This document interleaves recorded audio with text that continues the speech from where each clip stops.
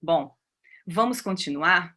E agora eu quero convidar a nossa primeira palestrante, que é a nossa embaixadora, a doutora Esli Carvalho.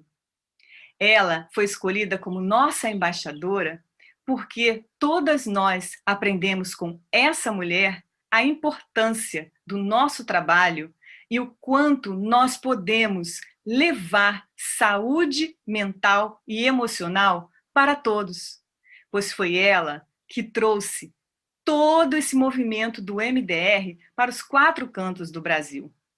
Ela começou todo a espalhar o MDR pelos 4 cantos da nossa nação, através da formação, formando psicólogos e psiquiatras como terapeutas de MDR. Com ela, nós aprendemos a nos multiplicar e a importância de nós fazermos com que o nosso trabalho se estenda além do consultório. E um exemplo disso é esse povo lindo de Angola que está aqui conosco, assistindo também o evento. Sabe por que eles estão aqui? Porque ela deu início a esse trabalho, formando terapeutas de MDR lá em Angola esse ano. Porque nós sabemos que saúde mental e emocional é para todos. Então vamos lá. Com vocês agora, a nossa palestrante, a doutora Esli Carvalho. Pois eu quero agradecer muito obrigada a todos vocês, especialmente esse convite, né? E essa iniciativa de vocês de mimarem o nosso país, que eu acho que é isso mesmo, né? A gente tem que, né, compartilhar, e nesse momento tão difícil que nós estamos vivendo. Então, quero felicitá-las muito, muito mesmo pela iniciativa, e também a todas as pessoas, né, pelo Dia do Trabalhador, né, que realmente nós gostamos de celebrar e de reconhecer. E eu acho que, assim, quando a gente fala, né, sobre a importância da gente tratar, né, as situações traumáticas, as lembranças difíceis, as situações difíceis que nós estamos vivendo nesses dias de pandemia, é porque eu acho que é a primeira vez em muitos anos, se é que isso aconteceu na nossa vida, e eu tiro por mim, né, e os meus cachinhos grisalhos, que é a primeira vez que a gente, como profissional, a gente está enfrentando a mesma coisa que os nossos clientes, né? Quantas vezes os nossos pacientes vêm para a consulta e eles nos contam, isso foi uma violência doméstica, sofreu um abuso sexual, teve um acidente de carro, e a gente ajuda, mas muitas vezes nós não passamos por essas coisas. E a gente tem as ferramentas para ajudar as pessoas, né, com essas situações traumáticas, difíceis, as lembranças de infância também que são tão difíceis. Mas agora não. Nesse último ano, todas nós estamos vivendo essa situação difícil, né, de pandemia, onde, como a Aline muito bem falou, tivemos que fechar consultório, tivemos que aprender na marca, aprender online, e teve, assim, uma série de dificuldades, mas também teve ganhos, né? E um dos ganhos, não da desgraça, é óbvio, mas do acontecimento, é que nós aprendemos a trabalhar online. Não só aprendemos a trabalhar, como assistir e apreciar. E isso tem nos aberto portas como este encontro, né? Porque isso não iria se dar dessa forma se não fosse o fato que todos nós aprendemos a nos mexermos com a internet. Eu acho que a gente entrou muito mais que, né, na era da tecnologia, na era da internet mesmo, porque ela está nos ligando ao ponto que, como você falou, né, estamos levando a MDR, terapia formação, para Angola, e se Deus quiser, o ano que vem nós vamos levar para Moçambique, né, e podemos, inclusive, incluir outras pessoas, como os nossos colegas de Venezuela, que não conseguiam terminar, né, e agora vamos também arrancar com a primeira boliviana em formação para ser treinadora na Bolívia. Então, isso tem nos permitido também, nesse sentido de dar um movimento maior, né, implementar mais coisas do que a gente tinha antes. Mas nós estamos enfrentando as mesmas coisas que os nossos clientes. Então, quando eles vêm para o consultório e dizem, tem pessoas da minha família que estão lutando com Covid, nós também conhecemos pessoas da nossa família. Tem pessoas que dizem, eu perdi alguém na minha família, um amigo próximo, uma pessoa muito querida com Covid-19. Nós também estamos vivendo isso. E eu acho que é importante a gente reconhecer isso de forma que a gente possa trabalhar isso realmente de uma forma comunitária e colaborativa e reconhecendo as nossas próprias limitações e dificuldades nesse sentido, porque nós também estamos sofrendo. E eu acho que uma das razões pelas quais este encontro é tão importante é porque a gente vai ter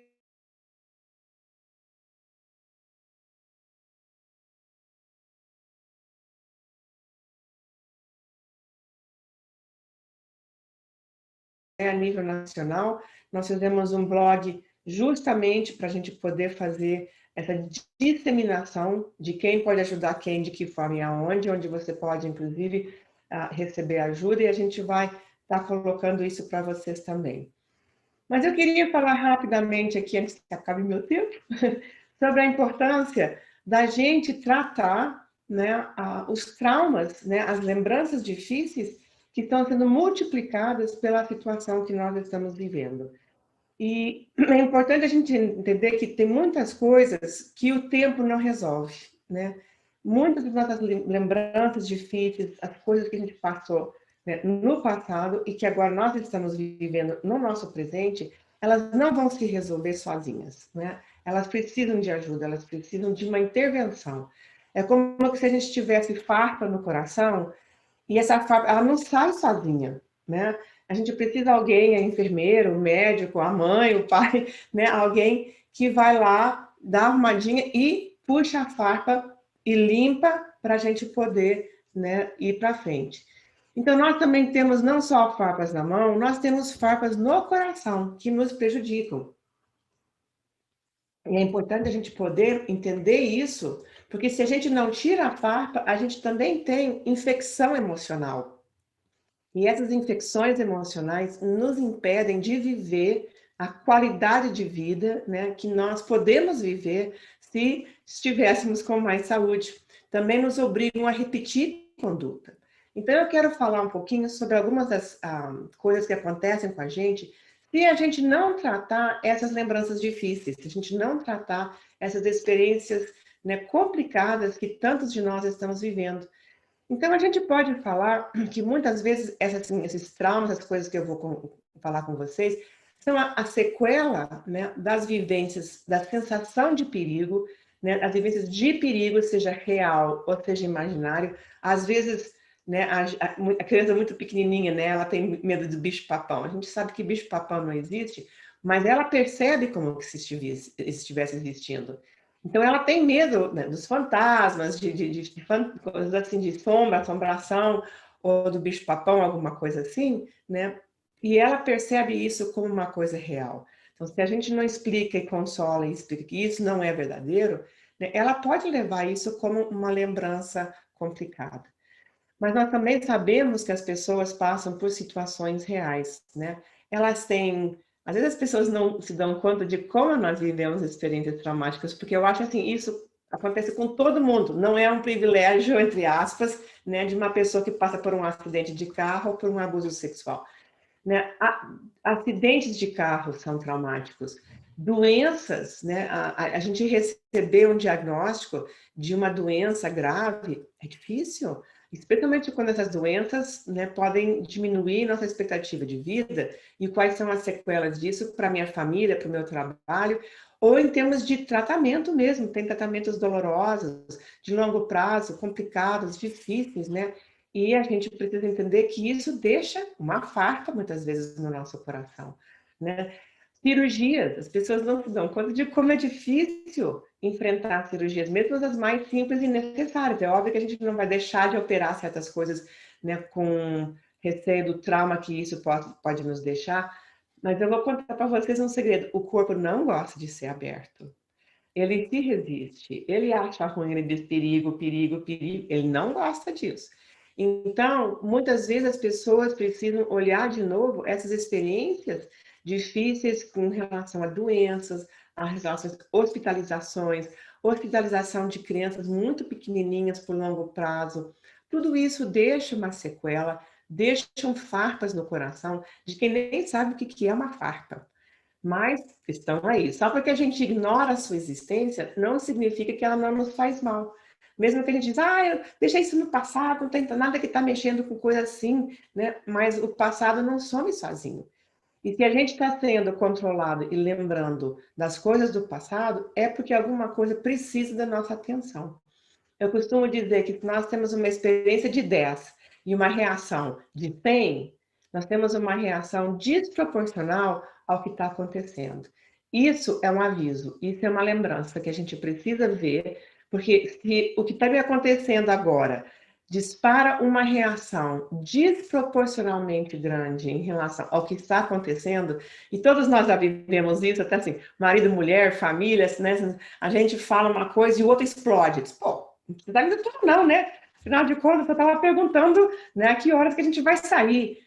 E a gente vê, isso bateu numa farpa. Isso bateu em alguma lembrança da forma que alguém falava comigo, ou me corrigia, ou realmente, assim, abuso verbal, abuso emocional, e bateu num lugar que não é o lugar do presente. Isso é um sinal de quê? Passado. Então, o passado sim manda muitas vezes na nossa vida, se ele não for tratado e resolvido adequadamente. E o que eu acho importante a gente entender, porque, né, quando eu comecei a estudar psicologia, não existia nada disso, né? Esses dias o pessoal estava fazendo uma piadinha na internet, dizendo assim, olha, eu conto para meus filhos que eu nasci antes do Google e as pessoas acham que isso é piada, né? Mas eu, né, realmente estudei psicologia antes de que existissem ecografias, né, biópsia de agulha, né, computadores PC que a gente, né, carrega debaixo do braço. Então, eu tenho visto, né, todo esse desenvolvimento da neurobiologia, né, da neurocirurgia, muitas coisas assim, da neuroanatomia que a gente entende mais. E hoje, como nós tratamos os traumas, é muito diferente do que nós podíamos fazer quando eu estudava na faculdade. Hoje nós entendemos que o trauma congela as lembranças no cérebro. Não é um congelamento de frio, mas é uma paralisação, por assim dizer, né? E essas lembranças que ficam assim congeladas, paralisadas no nosso cérebro, elas impedem aquele caminho da sinapse que a gente aprendeu na escola, né? Que é o caminho que nosso cérebro precisa fazer, a rede, o fio, né? Que a gente anda para poder pensar, para a gente poder fazer as coisas. O cérebro diz, levanta a mão, aí a mão levanta, por quê? Porque correu o fio da informação do meu cérebro até a minha mão. Mas quando nós temos essas lembranças difíceis, isso não acontece da forma apropriada. E a formação, a informação adequada não chega no lugar certo e fica lá, como que assim, guardadinho em arquivos que a gente não consegue assim, acessar ou não consegue acessar o suficiente para curar e curar sozinho. E nós temos essa coisa maravilhosa, né, que é a nossa capacidade de dormir, né, e que durante o nosso sono nós podemos processar essas coisas. Assim, eu acho que é um dom divino, eu digo assim, a gente poder dormir e nesse ciclo do sono nós passamos por diferentes etapas e uma delas, como você sabe muito bem, é o do sonho. E enquanto nós estamos sonhando, nós estamos processando coisas, nós estamos processando as lembranças, então a gente faz aquele processamento e arquiva numa das gavetinhas do nosso cérebro, onde fica lá, de uma forma que se eu precisar no futuro, eu posso acessar, e se eu não precisar, ele fica guardado num lugar bom. Mas quando a gente não consegue processar isso, né, durante a noite, durante o dia, enquanto a gente está fazendo esse processo natural com o qual todos nós nascemos, aí é que congela essa lembrança. Esse arquivo fica congeladinho, ele fica assim como se uma gaveta fechasse, e eu não consigo acessar aquilo, e eu não consigo nem ter acesso àquela informação que poderia até me ajudar, né, a tomar uma decisão mais adequada, inclusive de entender que tem pessoas perigosas ou situações perigosas, né? E não consigo me desfazer daquilo, nem parar, né, a existência daquilo e a influência e o impacto daquilo na minha vida.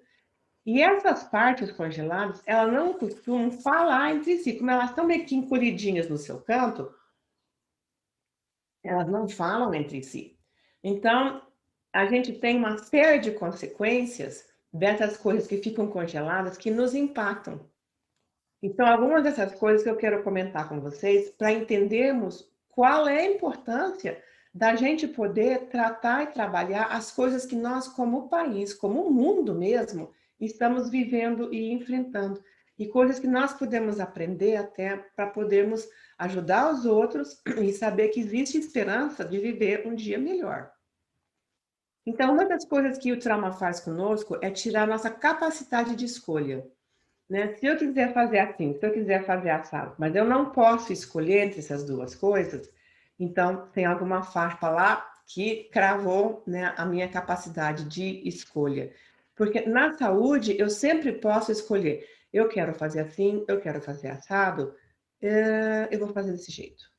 Mas quando a gente é obrigado a repetir conduta, mesmo sem querer, mesmo sabendo que aquilo não é bom para mim, aquilo não é bom para minha família, aquilo vai me custar até meu emprego, se eu tomar mais uma cerveja, eu vou acabar, né, realmente perdendo a consciência do que eu estou fazendo, e mesmo assim eu faço, isso é um sinal de que a gente está com uma farpa, isso é um sinal de que nós temos traumas, nós temos arquivos congelados, porque a gente não consegue escolher o que é melhor, mesmo sabendo que o que a gente está fazendo vai me fazer mal, é pior e pode afetar toda a minha vida, minha família e o meu trabalho. Outra coisa que o trauma também faz conosco é fazer com que a gente acredite em mentiras a respeito de si mesmo, né? Eu gosto muito de usar essa expressão porque é isso mesmo. Quantas vezes as pessoas vêm para o meu consultório e dizem assim: "Ai, eu sou burra. Ah, tudo meu dá errado, né? Nada meu dá certo. Eu sou um azarado, né? Tudo que eu boto a mão quebra.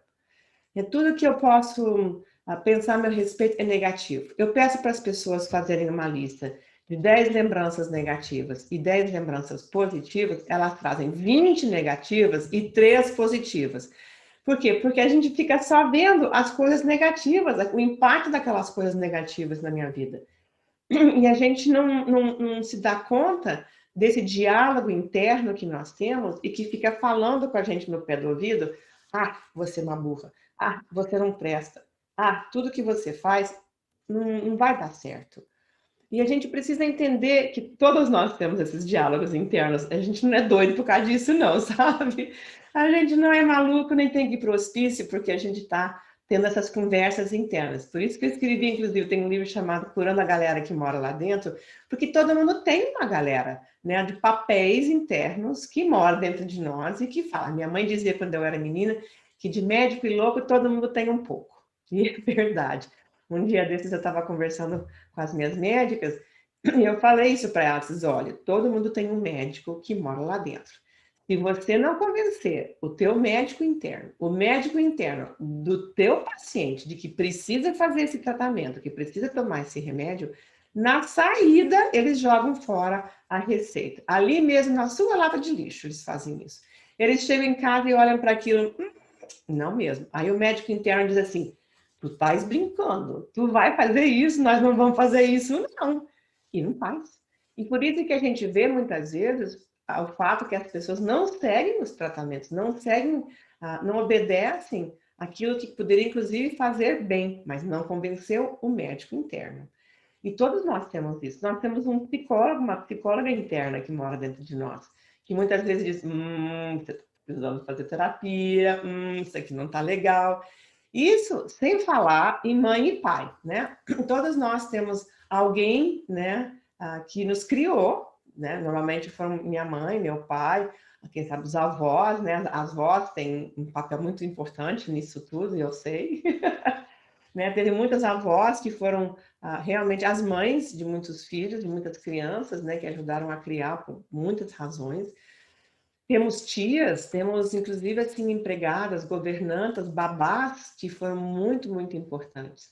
E a gente leva, né, essas vozes dentro de nós, né? A gente leva também as palavras de sabedoria, assim como as críticas, né, e a falta de respeito, né? Eu lembro muito da voz do meu avô português, né? Um avô que é uma voz interna, que ele dizia assim: meu avô nasceu em Portugal em 1892. Ainda ontem de noite eu estava lembrando, né? Que ele dizia assim: "Filhinha, a mulher precisa estudar." 1892. A mulher precisa estudar, ela precisa ter uma profissão, ela tem que ser capaz de sustentar os seus filhos, porque Deus me livre de ficar viúva, e claro, divórcio não existia no dicionário dele, né? Mas se uma mulher ficar viúva, ela tem que poder sustentar os seus filhos. Então a gente tem também vozes de sabedoria, né?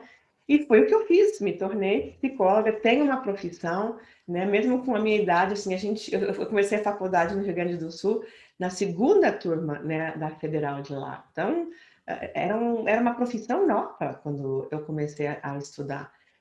Mas eu, como mulher, nunca tive esse impedimento, né, esse empecilho por parte da minha família, mesmo assim com pessoas muito idosas que me influenciaram. Por quê? Porque me deram essas palavras de sabedoria. Foi só a sabedoria? Foi não. Então, nós também, todos nós levamos dentro de nós coisas que as pessoas disseram. Ai, você não sabe fazer as coisas. Ah, você é muito desajeitado. Ah, você derruba os trecos. Não dá para sentar do teu lado porque você derrama o leite todas as vezes que você, né, vai se servir. Você derrama a água. Você deixa tudo cair no chão. Ah, você é muito burro, você não aprende. Estou te explicando já 5 vezes a mesma coisa e você não aprende.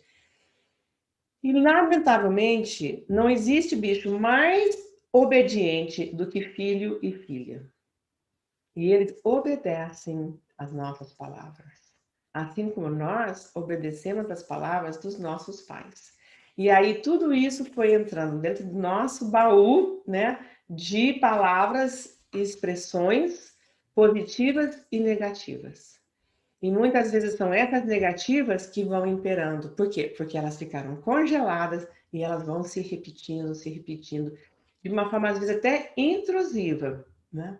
Então, a gente precisa identificar quais são essas mentiras em que nós acreditamos e romper o poder dessas crenças negativas nas nossas vidas. E isso é uma das coisas que o MDR faz fantasticamente. Eu acho que é por isso que assim, eu sou tão apaixonada, né? E me sinto muito honrada de me considerar embaixadora, porque realmente eu me sinto como alguém que tem interesse de que o meu país inteiro seja beneficiado por essa terapia e que todos os psicólogos do Brasil façam essa formação, porque muda completamente a forma da gente trabalhar e das pessoas se recuperarem e sararem, né? Porque elas realmente são curadas muitas vezes de coisas que achavam que nunca mais iriam se livrar. E uma delas são essas mentiras. Eu comecei a falar desses pensamentos obsessivos e intrusivos, e é isso mesmo. Quando os arquivos ficam congelados, voltando lá para o nosso arquivo congelado lá no cérebro, quando eles começam a ficar daquele jeito, a gente não consegue mudar o disco. Então a gente pensa assim: ai meu Deus, eu quase, né, morri naquele acidente de carro semana passada e teve sangue para todos os lados e não sei o que eu vou fazer agora. E aí a gente para assim: não vou pensar mais nisso. Eu vou mudar de pensamento, né, mental. Vou pensar numa coisa boa. Aí eu mudo. Tá ouvindo agora? Tô. E aí Tô. eu vou mudar de assunto mental e de repente, ninguém, tô lá eu pensando num acidente de novo. O que é isso? É um pensamento intrusivo. É um pensamento obsessivo. É uma forma de pensar sobre o qual eu não tenho controle, né? De repente, quando eu me dou conta, puf, tô lá eu pensando. E sabe qual é a hora em que esses pensamentos mais aparecem na nossa vida? 3 horas da manhã. Quem de nós não teve aquela visitinha às 3 horas da manhã, daqueles bandos de fantasmas emocionais que vêm assim, com fantasma não precisa dormir, né? Então eles vêm nos visitar 3 horas da manhã para a gente resolver todos os problemas da minha vida, da vida dos meus filhos, do meu marido, da minha esposa, do vizinho, dos meus pacientes, o mundo inteiro, né? E fico lá, olha, e se isso acontecer? E se aquilo acontecer? E se for assim? E se for assado? E a gente diz, não, eu vou contar carneirinho, né? Lembra que essa é a hora que a gente tem que estar reprocessando, sonhando e se livrando disso, né? Então, vamos lá, acordadão, assim, com o olho aberto, né? E os fantasmas, tudo ali, tomar um cafezinho juntos, 3 horas da manhã, e lá ficamos até às 5. Aí, quando dá 5 horas que a gente finalmente consegue pegar no sono e tem que levantar às 6 para ir trabalhar, ou pelo menos atender as coisas que a gente tem que fazer em casa, a gente está exausta. né? Não consegue ficar em pé. Tá louco para o almoço chegar, para a gente, quem sabe, encostar 15 minutinhos e dar aquela dormidinha, né? O que são isso? São os pensamentos obsessivos, são os pensamentos intrusivos que nos atrapalham. Estejamos acordadas ou mesmo dormindo, ou pelo menos tentando dormir, né? Isso sem falar em pesadelos, né? Porque trauma também dá muito pesadelo. E isso é uma das coisas que nós entendemos como aquela tentativa frustrada do nosso processo natural de tentar se livrar dessas coisas, né? Não consegue e a gente tem pesadelo. Então, chega no final do sonho, quando a gente deveria terminar o sonho, dar um final feliz para ele, a gente acorda porque o conteúdo do pesadelo foi tão difícil, foi tão ruim, que a gente acorda, né, naquele sobressalto total. Então, isso é um sinal, pesadelos são um sinal de que tem farpa, viu? A gente precisa tratar disso, porque ninguém precisa viver com pesadelos. Os pesadelos, eu digo assim, são que nem a febre. A febre não é uma doença, mas ela nos avisa. Ó, tem alguma coisa errada aqui. Vai ver, toma a temperatura. Ih, tá subindo a febre. Vai ver qual é a causa. Então, os pesadelos em si, eles são como a febre. Eles não são a causa, né? Mas eles nos avisam. Ó, tem farpa aí, tem coisa mal processada, vai buscar ajuda. Arruma isso, porque tem alguma doença emocional, por assim dizer, uma farpa que está fazendo com que eu não possa ter um sono tranquilo. Que é uma das outras coisas que a gente tem quando a gente tem essas lembranças, né? Que é justamente não conseguir dormir bem. A gente não consegue dormir legal. Fica virando, acorda a noite inteira, ou tem esse sono intranquilo, tem esses pesadelos, esses sonhos ruins. Então, gente, abre o olho, porque muitos de nós nesse último ano tivemos sono desse jeito, né? Mas a gente pode tratar disso. O outro extremo, quando a gente não tem forma de lidar com isso imediatamente, em vez de ter os pensamentos obsessivos intrusivos, a gente começa com condutas de evitação. Então, a gente faz de conta que não é comigo, sabe? Ah, a pessoa morreu semana passada. Pois é, morreu, né? E muda o assunto e lá vai fazer outras coisas, como que se, né, a gente estivesse falando da colher do café da manhã. Isso também não é legal, né? Simplesmente botar aquilo dentro de uma caixa, botar uma tampa em cima e fazer de conta que não existe, não é legal. Por quê? Porque ele vai para aquele arquivo do congelamento e aí o passado continua ficando presente. Onde é que é o lugar de passado? No passado. O passado não tem que estar nos afligindo no presente. Mas vai saber, né? Quantas vezes isso acontece.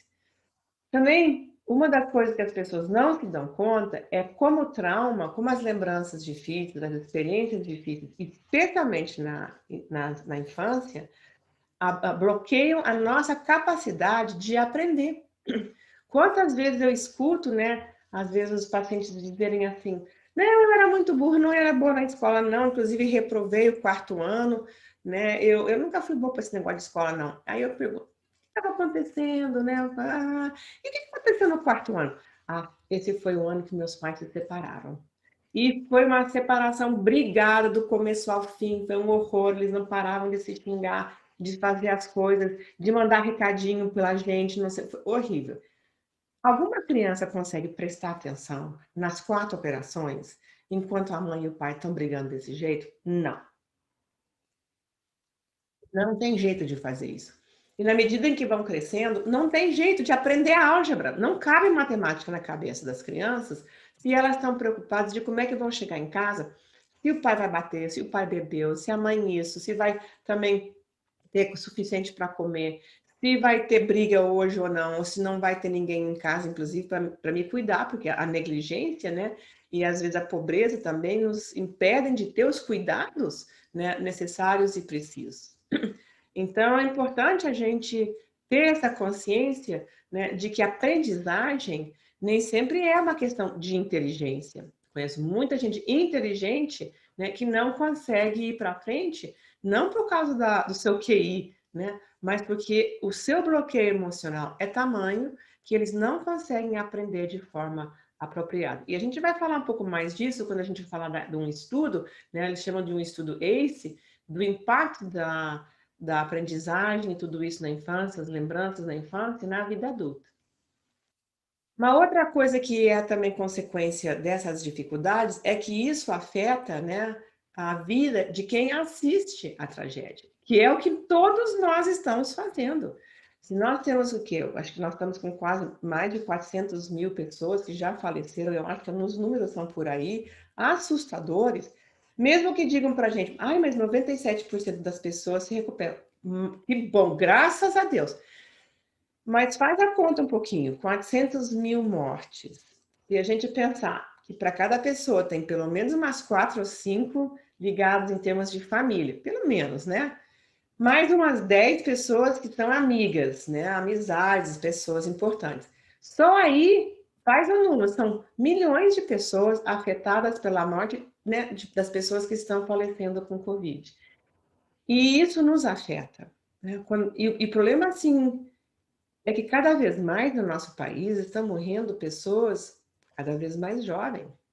Então, nós estamos vendo não só pessoas idosas, né, que a gente, bom, as pessoas idosas, né, a gente já fez muita coisa na vida, já alcançamos muitas coisas, assim, bom, pelo menos tivemos uma vida frutífera, é o caminho natural das coisas, né? Mas quando a gente começa a ver pessoas de 30, 40 anos morrendo, e as crianças, que é o que está começando a acontecer, isso é ainda mais trágico, né? Toda vida tem valor, toda vida é importante, mas a vida das pessoas de, assim, de meia idade, de jovens e de criança, né, vai matando o nosso futuro econômico, né, que as pessoas nem sempre se dão conta que são essas pessoas mais novas, que realmente contribuem economicamente para o nosso país, mas o futuro das famílias, porque o trauma também rompe famílias, né? Aí as pessoas já não estão mais naquele núcleo original, que muitas vezes é importante, né? A gente vê na escala ACE que uma das perguntas que eles fazem é se os pais se separaram uma única vez antes dos 18 anos, porque a gente sabe que isso é um impacto traumático para a criança. Mesmo que eles fiquem juntos, mesmo que eles nunca se divorciem, mesmo que eles não se separem de forma definitiva, uma separação dos pais antes dos 18 anos é impactante para essas crianças. Então, nós estamos começando a ver uma situação muito mais trágica do que a gente imaginava ao entrar nessa pandemia há mais de um ano atrás. E também o trauma adoece e produz doenças físicas, né? E eu quero falar rapidamente com vocês sobre esse negócio da escala ACE, porque é um negócio impressionante. Eu não vou me alongar muito, porque se vocês quiserem, a gente pode colocar aí também no YouTube o link para vocês assistirem a palestra completa, porque ela é um pouco mais longa. Mas foi um estudo que se fez com 17.421 pessoas nos Estados Unidos há mais de 20 anos, onde eles comprovaram o vínculo entre lembranças difíceis na infância e doenças físicas na vida adulta. Um vínculo direto. E nessa escala ACE, que tem 10 pontos, quanto mais pontos, maior o prognóstico e a probabilidade da pessoa adoecer fisicamente. E nem sempre nos damos conta que aquilo que nós vivemos quando criança é capaz de nos enfiar no hospital com 50 anos. E nós estamos falando de doenças assim, diabetes, pressão alta, câncer, doenças psicossomáticas, doenças autoimunes, né? Tudo isso tem um pezinho nos traumas e nas lembranças difíceis, nas lembranças adversas, a gente chama as lembranças adversas da infância. Tanto é que o estudo se chama, né, as experiências adversas da infância, Adverse Childhood Experiences, por isso que o nome da escala é a escala ACE.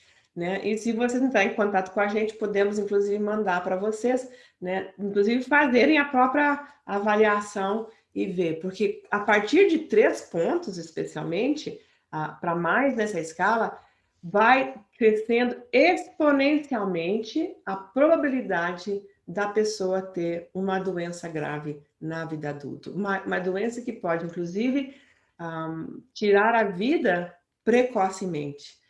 Daí a nossa ênfase também em ajudar as crianças a superarem essa pandemia. Porque nós não queremos, não só que elas tenham uma vida traumatizada, mas que elas não adoeçam. Que os jovens, que as adolescentes possam receber a ajuda que precisem, porque isso tem um impacto para sempre. Se a gente não tratar isso, isso não é uma coisa que o tempo resolve. Aquela coisa, não, o tempo cura todos os males. Não, não cura, não. E também nós temos mais uma situação que eu acho muito impactante, que eu acho que a gente não fala muitas vezes, que são o que a gente chama de traumas psicossociais. E é isso que nós estamos vivendo. Eu trabalhei muitos anos na América Latina, especialmente na década onde nós tivemos guerras civis, por exemplo, na Guatemala, em El Salvador, o Sendero Luminoso do Peru, e também muitas tragédias de vulcões, furacões, né? Situações graves, tanto, né, naturais quanto não naturais. E uma das coisas que a gente viu foi esse impacto, né, psicossocial quando acontece em alguma situação. Isso começou nosso trabalho quando houve a explosão de um vulcão, o vulcão Ruiz, na Colômbia, perto de uma cidadezinha chamada Armero, e a metade das pessoas, 25 mil pessoas, morreram na hora, soterradas pela neve que derreteu, né? E todos os escombros que desceram e a lama, né? Soterraram a metade da cidade. E a outra metade que sobreviveu, muitos feridos, né? Muitos prejudicados, começaram a apresentar coisas graves, né? Em termos sociais. Começou a existir, que não existia daquele jeito, né? Um aumento grave em termos de suicídio, de homicídios, de violência urbana, de assaltos, né? Assaltos sexuais, estupros, roubos, né? Muitas coisas assim. Promiscuidade precoce entre jovens, entre crianças, abuso sexual infantil, divórcios, abandonos familiares. Tudo isso que realmente afeta profundamente o tecido social, né? Entendemos que a família é a base da nossa sociedade, e as famílias, juntando-se com famílias, faz a comunidade, faz a vizinhança, faz a cidade e faz a nação. Então, nós vemos o impacto disso. E foi onde surgiu um tipo de trabalho que nós estivemos envolvidos muitos anos, de ajudar, né, o trauma psicossocial a ser visto e tratado. Vimos isso no Brasil, por exemplo, com o incêndio da Boate Kiss, né? Como aumentou, né, na cidade de Santa Maria uma série de dificuldades, né, em função de um trauma que afetou a cidade inteira, uma cidade relativamente menor em termos de Brasil, mas com um impacto muito grande, porque morreram, né, 240 e tantos jovens, na maior parte, de uma forma repentina e trágica. Então, o que é o impacto disso para uma cidade? E agora nós estamos vivendo um impacto, não só no nosso país, mas que nos toca mais diretamente, mas no mundo inteiro, né? E essas consequências, como nós estamos profundamente interligados no mundo hoje, né? O que isso acontece também com outro. Então, um vírus que nasceu na China hoje está nos afetando. A gente supõe, né, que nasceu lá. A gente sabe que os primeiros casos, pelo menos, vieram de lá, né? Hoje, uma coisa que aconteceu do outro lado do mundo, né, está afetando, né, o nosso país e os outros países também, e a eles também, né, porque, vamos combinar, é uma coisa que não, é um vírus que não procura nacionalidade para nos afetarmos. E eu acho que é importante, né, a gente lembrar que nós estamos também enfrentando a consequência disso tudo, uma epidemia de luto, uma epidemia de perdas. E eu acho que o pior de tudo isso é uma epidemia de órfãos. E isso me comove. Isso realmente mexe na minha compaixão, mexe no meu coração, né? E nós, especialmente que somos psicólogas, psicólogos, psiquiatras, trabalhamos nessa área de saúde mental mais especificamente, nós temos ferramentas para poder ajudar as pessoas.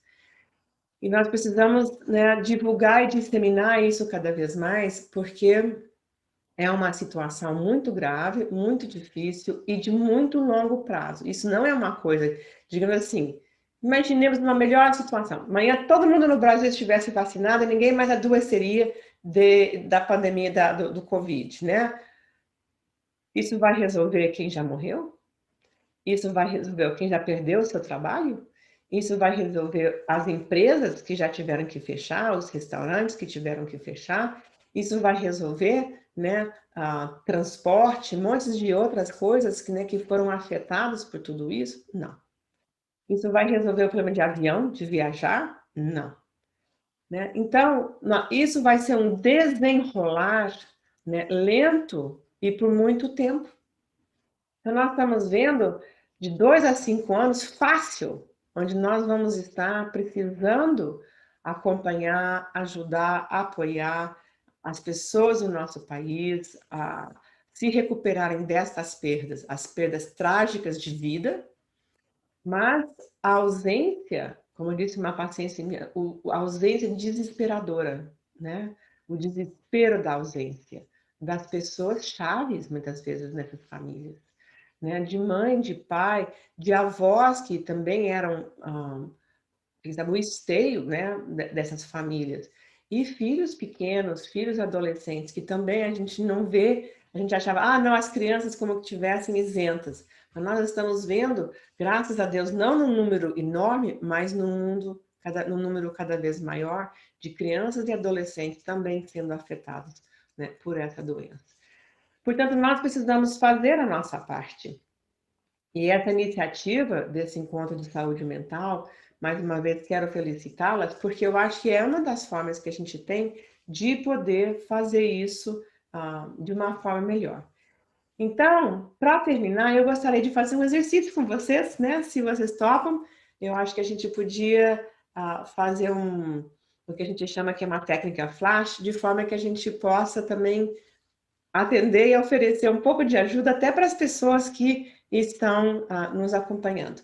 Então, deixa eu ensinar umas coisinhas rápidas para a gente começar, né? A gente vai, existe o que a gente chama do abraço da borboleta, né? Que é feito assim, juntem as mãos assim de forma para dentro, cruza, agora põe no peito, né? E levanta uma asinha, né? E agora levanta a outra, tá?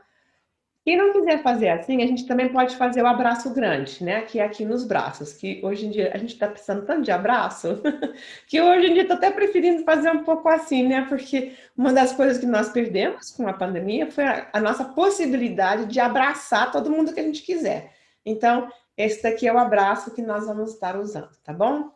Eu quero que todo mundo treine. Eu quero que todo mundo treine piscar 3 vezes rapidinho, assim. Pisca 3 vezes. 1, 2, 3. Pronto? Ótimo. Porque nós vamos precisar fazer o abraço e piscar ao mesmo tempo. Pode ser? Vamos tentar. Vamos fazendo assim e pisca. Então, quando eu disser piscar, todo mundo vai dar aquela piscadinha de 3. Entenderam? Então tá. Isso daí é o que a gente precisa para poder fazer o exercício. Agora vamos para o exercício. Muito rapidamente, eu quero que você pense numa situação difícil que você enfrentou nesse último ano de pandemia. Pronto? Pegou? Faz de conta que tem uma caixinha do seu lado, coloca essa lembrança lá dentro e põe a tampa. Tá? Quando você olha assim de longe, se você fosse dar um número para isso, de 0 a 10, 10 é o máximo, assim, 0 é nada, quanto que incomoda você? Quanto mais alto, melhor para esse exercício. Pronto, deu? Então tá. Agora eu quero que vocês pensem numa coisa legal, uma coisa boa que vocês já fizeram. Uma viagem, uma lembrança, né? Eu lembro muitas vezes do meu avô falando essas coisas para mim. Quem sabe uma música? Vamos cantar junto? A gente pode cantar uma música, tá bom? Vamos lá, tá pensando? Se vocês estiverem com alguém, vocês podem até contar uns para os outros essa lembrança boa. Tá lembrando? Então tá. O que nós vamos fazer? Vamos pensar, ou falar, ou cantar, né? Uma música enquanto a gente está fazendo o abraço. E quando eu disser flash, né? Nós vamos piscar 3 vezes. Combinado? Então vamos lá. Todo mundo junto, né? Pensando na coisa boa, né? Viagem, férias, né? Fazendo abraço. Flash. 3 vezes. Piscando. Conseguiram? Vamos lá de novo, né? Vai pensando, né? Hoje de manhã acordei, meu netinho estava cantando. Flash, Estava tão bonito de ouvir ele cantar, coisa gostosa a gente poder, né, ouvir, né, essas coisas das crianças. Né? Quem sabe você está numa viagem, vamos lá. Flash.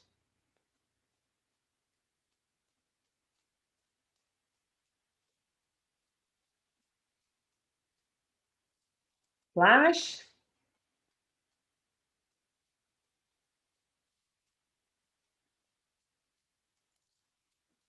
Flash. Pronto, respira fundo. Agora, bem de longe, olha naquela caixinha onde você botou aquela lembrança, aquela situação difícil, e vê se mudou alguma coisa. Vê se está diferente. E agora, quando você pensa naquilo, quanto é que está de 0 a 10? Mudou o número? Está diferente? Bom, bota a tampa lá de volta, não vamos deixar esse negócio escapar, não. Põe lá de volta, deixa tudo lá naquela caixinha, que hoje a gente não vai pensar em coisa ruim, hoje nós vamos pensar em soluções, né? Põe a tampinha e vamos lá, no abraço e vamos pensar ou na mesma coisa ou em outras coisas. Tem gente que gosta de declamar poesia, tem gente que gosta de falar um salmo, né? A gente aprendeu algumas coisas no catequismo, na escola dominical de criança, ou gostava da Bíblia mesmo, e fala: o Senhor é meu pastor, nada me faltará. E aí vão falando. Ou então as férias, coisa boa. Pronto, vamos lá. Flash,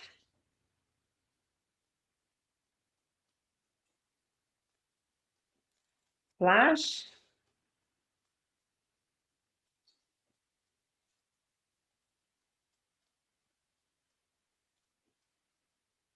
flash,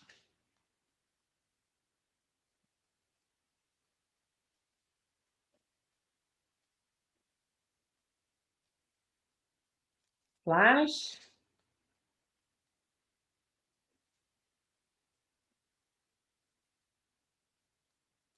flash.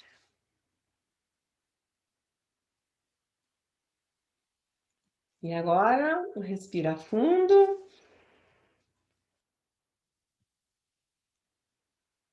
Bom pensar nas coisas boas, né? Ui, acho bom demais.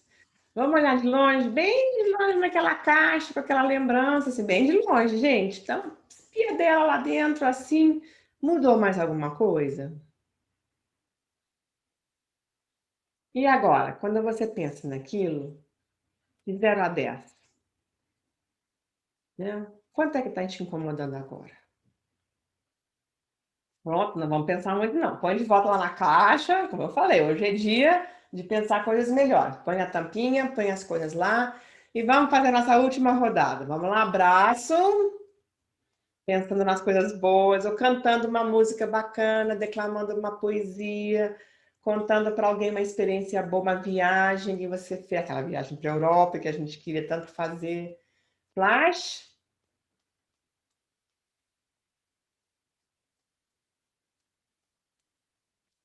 flash, pisca 3 vezes.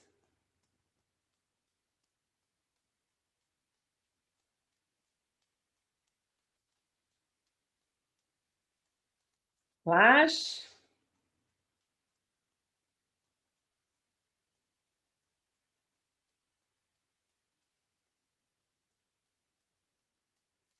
flash,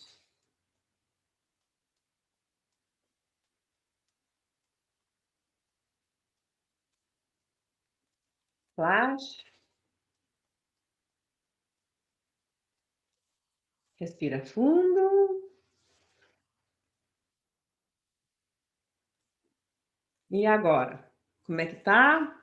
Então, vamos deixar ele guardadinho assim pro dia de hoje, mas de vez em quando a gente pode ir pensando, fazendo o exercício e vendo quanto que vai diminuindo, porque muita gente, inclusive, chega até 0 rapidinho, né, com esse exercício. E esse é um exercício que nós estamos, né, desenvolvendo, inclusive com grupos online, para atendimento das pessoas que precisam de ajuda com essas lembranças difíceis. Então, nós queremos realmente convidar vocês a procurarem ajuda, não fiquem sofrendo com tudo isso, levem em consideração tudo isso que eu compartilhei com vocês, né? tem esses exercícios, tem outras coisas. A gente não precisa mais continuar sofrendo da forma que a gente fazia antes. A gente sabe muito bem que existem perdas que, sabe, elas são para sempre mesmo, né? E sempre que a gente lembrar, vai ter aquela, assim, aquela saudade, aquela lembrança, mas que a gente possa ter a saudade, a lembrança das coisas boas que a gente viveu com a pessoa, e não aquele desespero da ausência. Nós queremos ajudar vocês a poderem processar aquela parte das lembranças que não faz bem, porque tem uma parte dentro da elaboração da perda que assim, é natural, é normal, é necessária, não tem como. Você não pode pensar que perde uma pessoa importante que em uma semana, em um mês, às vezes até em um ano, que a gente vai estar bem. Às vezes nenhuma vida inteira, né? Sempre que a gente lembra, diz, puxa, como me fez falta, né? Especialmente mãe e pai de criança. Como uma mãe fez falta, como um pai fez falta. Por outro lado, a gente não precisa sofrer aquele sofrimento desesperador, né, que não é normal. E para isso nós temos ferramentas onde nós podemos realmente ajudar vocês. Então eu quero passar a palavra de volta para a Aline e agradecer mais uma vez esse convite e convidar vocês também. Procurem ajuda, por favor. Né? Nós estamos fazendo esse encontro de forma que vocês possam saber que não precisamos mais sofrer daquele jeito. A gente não faz mais psicoterapia como antigamente e nós podemos realmente ajudar as pessoas. A ajuda, a blogs, as mimadas, há muitos lugares em que vocês podem procurar ajuda, pessoas dispostas, disponíveis, de coração aberto para ajudar vocês. E as minhas colegas, né, e aos meus colegas, eu digo, gente, vamos nos cuidarmos também, né? A gente também não pode pensar que vamos carregar esse mundo nas costas de forma ilesa. Então, nós podemos, né, e devemos nos cuidarmos e estar atenta ao que nós estamos vendo e trabalhando nos nossos consultórios, nos nossos computadores, porque o nosso consultório hoje é no nosso computador, e ficar atenta, né, se algum colega também, né, precisa da nossa ajuda, do nosso olho, do nosso abraço, ainda que seja virtual, ou do nosso atendimento, porque nós não temos vergonha, né, de precisar de ajuda, porque a gente não acha que somos Mulher Maravilha, super-homem, alguma coisa, e vamos poder vencer isso sem ajuda externa. Então, era isso que eu queria compartilhar com vocês. Mais uma vez, muito obrigada pelo convite e muito obrigada mais ainda, né, por essa iniciativa. Tudo de bom para vocês. Gratidão. E Esli, parece que tem também na Trauma Clinic um link que é para as pessoas que precisam de ajuda, atendimento, não é isso? Você pode Exatamente. falar Nós também. colocamos um blog essa semana passada. Não é que nós da Trauma Clinic diretamente oferecemos, apesar de que também, mas pessoas ligadas a gente, ou lugares em que nós tomamos conhecimento que oferecem ajuda. Então, é traumaclinicbrasil.com.br/blog. E lá vocês vão ver diferentes lugares, instituições, grupos que surgiram espontaneamente, que estão dispostos ao atendimento, assim como textos, né, que nos ensinam sobre o luto, a perda, a pandemia. E quero convidar todas as mimadas e quem estiver nos ouvindo também, para também escreverem alguma coisa, o link para as pessoas, eu vou colocar lá o link também das mimadas, né, para poderem as pessoas procurar vocês, né, nesse sentido.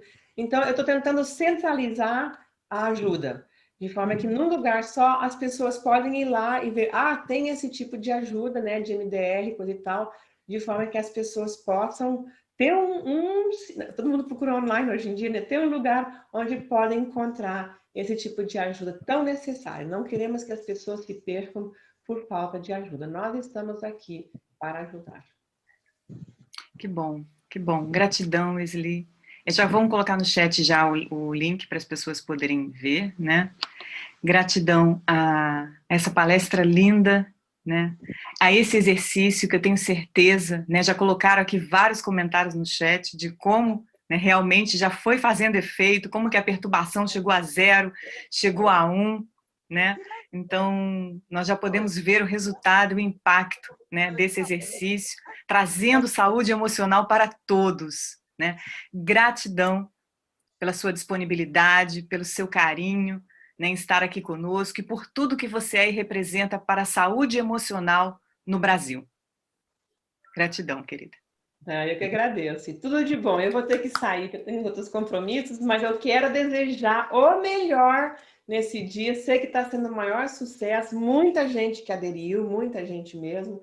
E eu felicito vocês mais uma vez e que isso também fique gravado, né, para poder continuar ajudando as pessoas que não puderam estar conosco hoje. Muito obrigada a todas vocês, mimadinhos. Um mimo para todas.